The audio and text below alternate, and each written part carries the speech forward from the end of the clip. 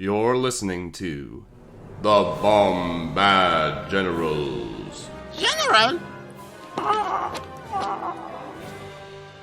Welcome back, everyone, to another podcast from the Bombad Generals. It's me, Matt. And I'm Seth. And we've got a very special guest today. We've got Mike Dash's Barry, who is joining us for a player-focused interview. No tournament. We just want to sit down with Mike and kind of pick his brain about all things Legion. Welcome, Mike. Hey. Glad to be here. So, Mike is a well-known name in the Legion community, I would say. I first became aware of you when you were on the Notorious Scoundrels, which I listened to religiously starting out. You haven't played a lot of IRL stuff over COVID, but you were making top 2, top 4 in Invader League, so going very deep in online events. And then, of course, in this past Nova, getting back into real life play, making the semifinals there. So quite an accomplished player. Still searching for that marquee win to hang your hat on, but I feel like it's a matter of time with how far you're consistently making it in these events. Sometimes you just gotta keep shooting your shots, and eventually you'll sink one. That's why I just went to as many tournaments as I could this year, because you just have to keep going until the breaks go your way. Yeah, it's rumored that the West Coast of North America is weaker than the East Coast, so you probably just need to fly over to the West Coast and play Matt or something. I don't know about that. I think they're pretty even, and I also think, not to dive down a rabbit hole, but the play styles on West and East Coast are very different. Oh, that is an interesting rabbit hole. Say more. Let's get diverted from the start here. I like this. Yeah. Well, I think in my experience, East Coast players tend to be a little bit more centered around a gunline style game. Okay. And that it's more your classic, I want to be blue on Vaps and sit back and shoot type of situation.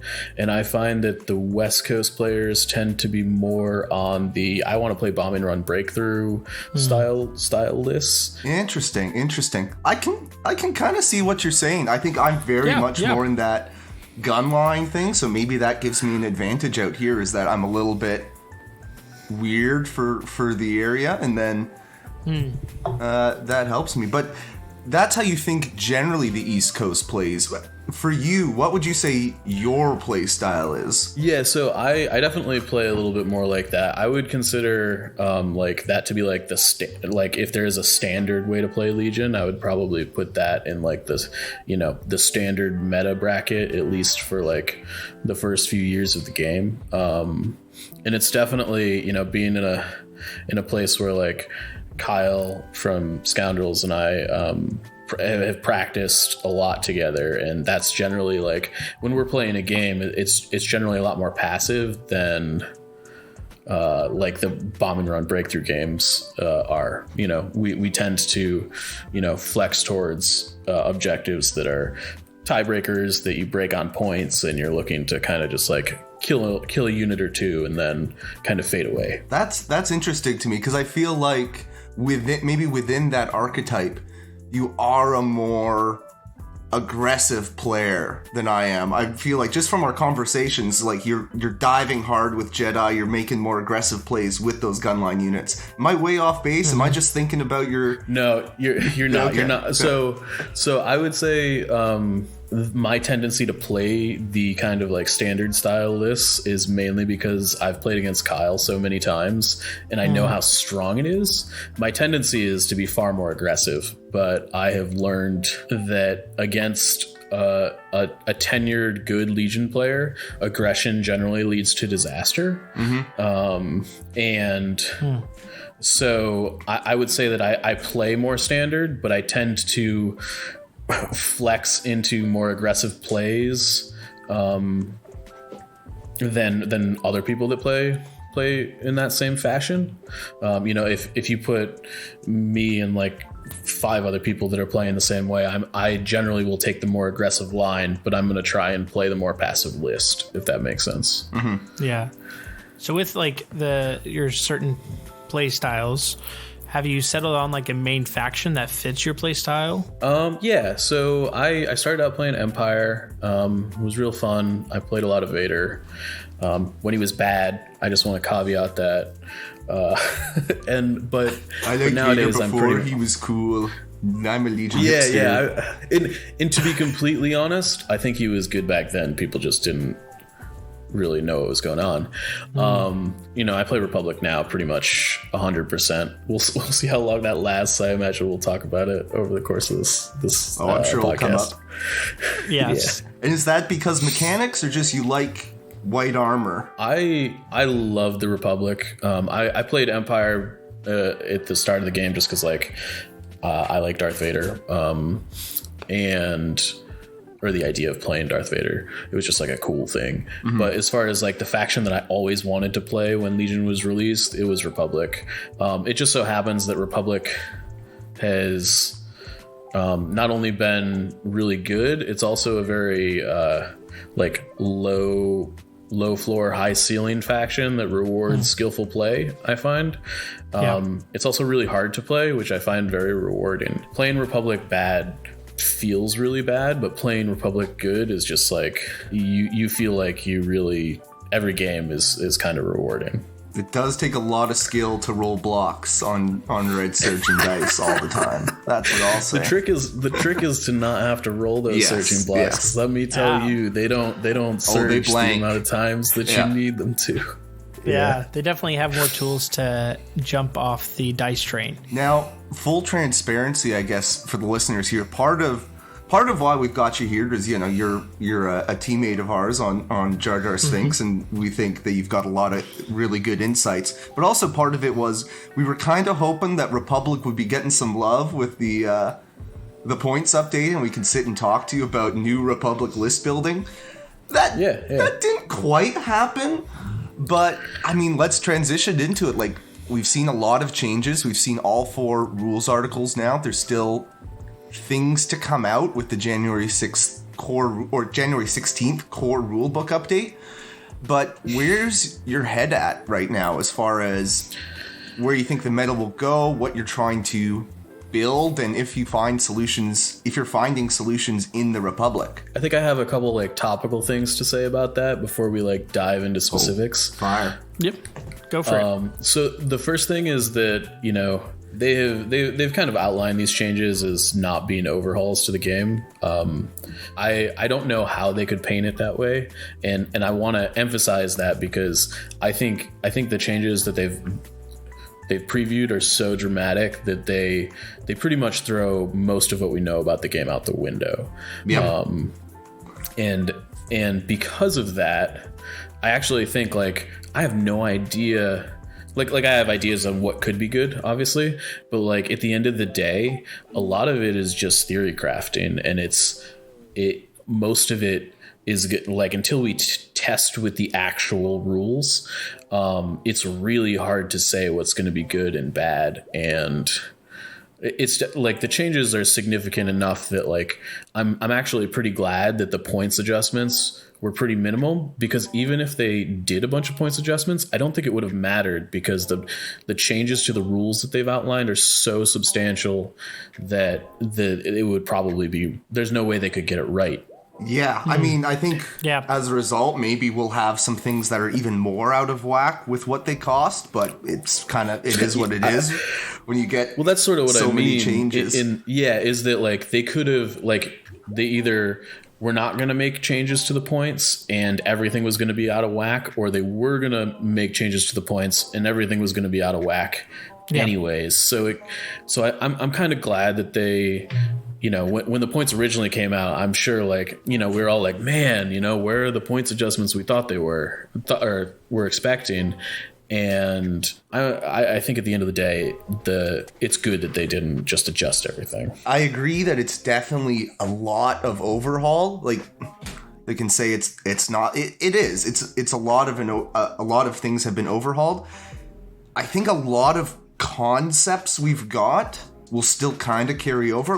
It's still going to be good to. We talked in our last episode about Jedi are great because they won't roll dice. There's still going to be a lot of times when, or we just talked about it right now, the trick is to not have to roll defense dice.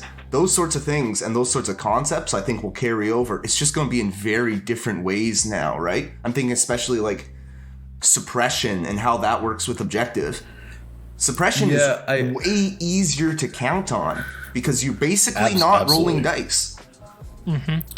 I also, to like riff off your Jedi thing, I actually think Jedi take a major hit with all the rules adjustments that have come out, because right now if you dive with your Jedi and you lose them, you lose your Jedi, but you don't lose the game. In the rules that have been put forth, and that like how panic is supposedly checking at all times during a game, generally, unless you're playing like Operative Luke or Operative Vader or Operative Maul, your Jedi is also your highest courage unit on the board. Diving with your Jedi and getting them killed, or putting them in a position to get killed, is way more dangerous because it takes that courage bubble off the board. And like, obviously losing that courage bubble was like already a thing you didn't like, you never want that to happen, but I actually think it imposes an additional level of risk. The thing though, thinking through that, like the Force users you named, Maul, Op Vader, Op Luke, they're obviously very good. The other ones, I don't know, does Dooku take a hit from that? I think someone like Anakin, Yoda, they can affect the game pretty well in those first few turns without diving and getting risky. So I think maybe they're going to be okay because they only need a couple rounds of engagement still. But is someone like Dooku... I guess what I'm trying to say is that, you know, with Anakin or Yoda or Dooku or whatever, you know, there are times in games when you feel like you have to like kind of like put the game on their back. And I think you're going to be less likely to want to do that on an early turn. You know, you might want to do it a turn later than you normally would. That's just kind of my feeling, my gut feeling on it. I don't know. My general reaction to the suppression not allowing you to score if you have enough suppression to be panicked, basically, is like, I'm not sure how that's going to play out. It seems like it changes the course of turn 6 pretty radically. That's going to be where all the changes, all the big changes are going to happen, I think. I mean, that and mobility, right? Like mobility just skyrocketed on all units. Yeah, everybody getting basically mini jump, you know, talk about buffing Darth Vader, you know. Yep. Like... between, you know, Master of Evil allowing him to dump a bunch of suppression at the end of the game, and then basically giving him jump across buildings is pretty wild. He was already excellent without those two things. And this is, you know, I'm glad they didn't change points, because it's possible Vader's just going to have to go up 40 if these are the rules that we're going to be playing with.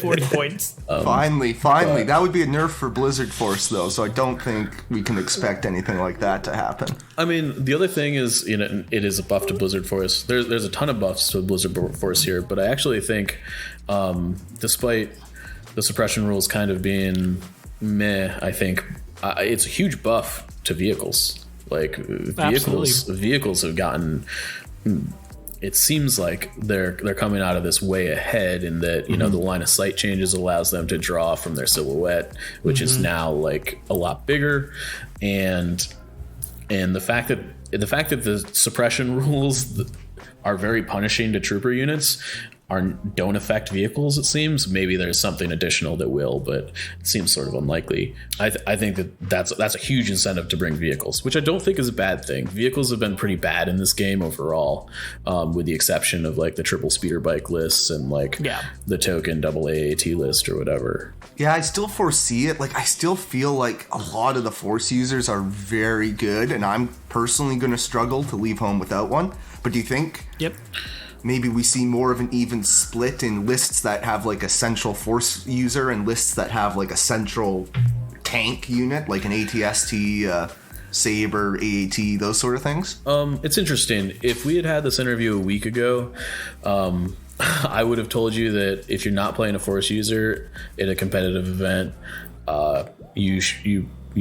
and you're looking to win, like, you probably shouldn't bother. I think Force Push is a mandatory upgrade in competitive lists in the rules errata world that we've been living in. I don't know if that will still be the case, particularly if like vehicles do go up. I could see that not being the case. I still feel Force users are going to be really good, but maybe that's because the ones I play are operatives. Even someone like Palp. I'm not saying the Force users are going to be bad. I'm not sure they're going to be mandatory. I hope they're not mandatory. I think it's kind of, to me, the fact that Force Push feels as mandatory as it is right now is a problem. You shouldn't have to take Force Push to win a game of Legion. I do think that that's kind of where we're at right now. But I do think Vader with jump is strong. Palpatine with jump is super strong. There's some really gimmicky stuff you can do with that. The suppression rules also are very good to the Jedi Sith units that are great. Given your anger on Palp with the suppression rules is quite excellent. Yoda with Jedi Mind Trick and just the fact that he can dump 6 suppression into across 3 different targets is also huge in basically any activation. Yoda's gone from somebody who can like change the scoring potential, the scoring unit potential on the last turn on average of like 1 to 2 to maybe 3 to 4 units now, which depending on how much suppression is on opposing units is a really big deal.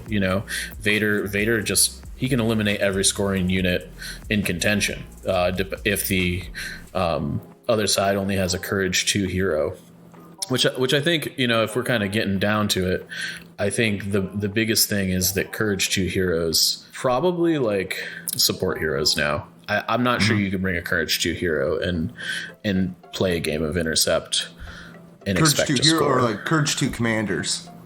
Courage 2 commanders. Yeah. In that, like,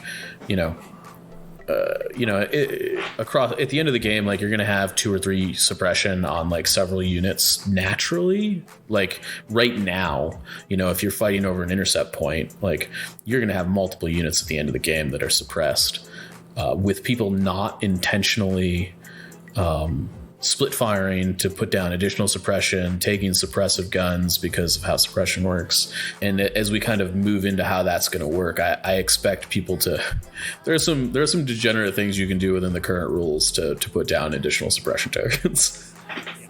Yeah, so let's talk through then, I guess, maybe like where that leaves the different factions, because I feel like certain ones are getting hit a lot harder than others, right? Like Rebels, you've got Commander Luke and you've got Jyn. That's rough. That's it. Yeah. Yeah, it's not ideal. The Rebels are in a real tough spot with that. They were in a tough spot before too. Like, it's kind of like my problem with Yoda, but like more so, where it's like, yeah, I love Op Luke, but I don't know what to put around him.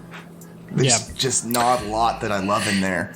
Empire, I think, they were already really good, but Iden is a very strong Courage 3 commander, especially if you're not running a Force user Very and you strong. want to run Iden Boba or something. Like, I think that's strong. And then obviously you've got Commander Vader and Palpatine. It's Force users again for Gar and Sis, right? It's Obi, Anakin, Yoda, Dooku, and I think that's it for Courage 3 commanders in the game, unless I'm missing someone. There's some like interesting things you can do with like, you can take Chewbacca and then like intentionally Guardian like shots off like, getting your clone commander getting shot, and then all of a sudden you've got an infinite Courage Republic army.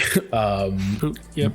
Sure, but then you're running Chewie clone commander, right? So you're probably no sad. doubt. I'm not saying it's good. Yeah. I just like there are some caveats. But I think, I definitely think in that regard, it's gonna incentivize people to take these Force user units. But my experience has been that Force users are extremely hard to play, and people don't know how and when to dive with them generally. Yeah.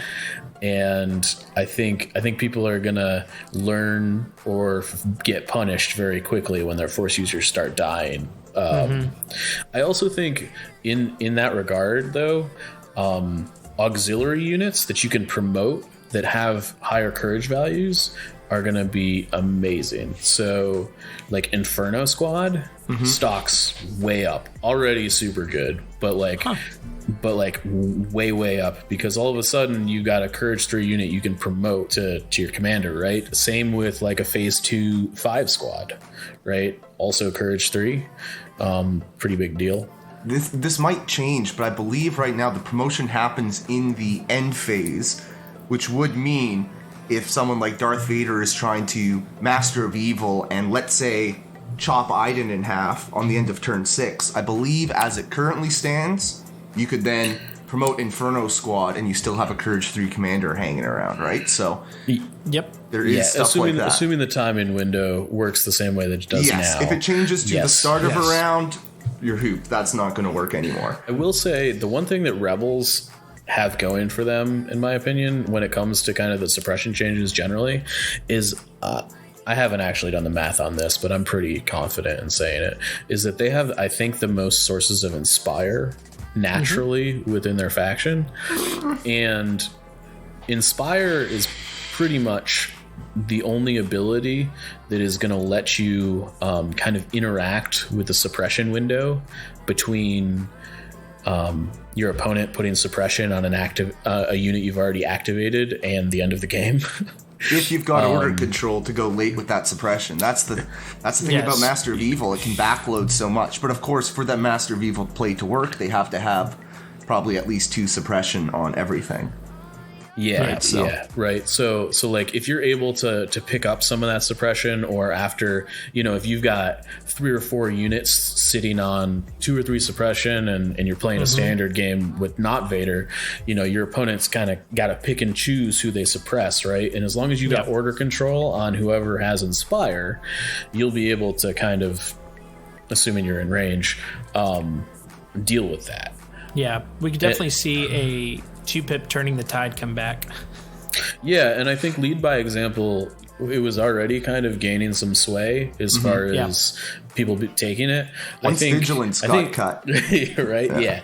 And I think that lead by example might be our new mandatory command upgrade kind of moving forward. We'll see, but I expect it to go I think so. If you're Shadow Collective, I think especially, because we missed talking about them when we went through the Courage 3 commanders, but they don't have a Courage 3 commander who can share courage with their core, because the core have self-preservation, right? So, but they do have usually a lot of cheap units, like Pike Capos with command slots. So for me, when I've been building it, I'm putting 2 copies of Lead by Example in there now. Yeah, I think you pretty much have to, particularly because a lot of what Shadow Collective is doing, not being able to use Maul's Courage Bubble aside, is putting down suppression tokens that wouldn't normally be on the table, like Aid and Dauntless both, and like the Compel from Gar Saxon, like all of them, in order to use those abilities, you're putting additional suppression tokens down, which before was kind of free, right? Like up until now, you're like, oh, I took an additional suppression, as long as my unit doesn't panic on its rally step, I kind of have things under control. But if all of a sudden, Dauntlessing at the end of the game to get your dude within scoring range adds an additional suppression and makes it easier for that unit to not count, all of a sudden you've got to manage it way more. So we've talked a lot about Force users. So now let's say you are going to LVO, some tournament, and you've decided, I don't want to do a Force user list. Where is your head at? What are you starting with? What are the first things you're reaching for? So the first fun answer is the 501st. I actually have played a lot of 501st pre nerfs and stuff. Yeah. I don't think it's nearly as bad as people think it is. And I am one of those people that thinks it's bad. Or, it's not a competitive list, but it is a fun list, and I have yet to lose a game with it. The trick for me with the 501st list is you got to take heavy weapons on your barks and treat them like they were core units. As far as offensive capability goes, you can't treat them like normal barks that are like bombing run barks.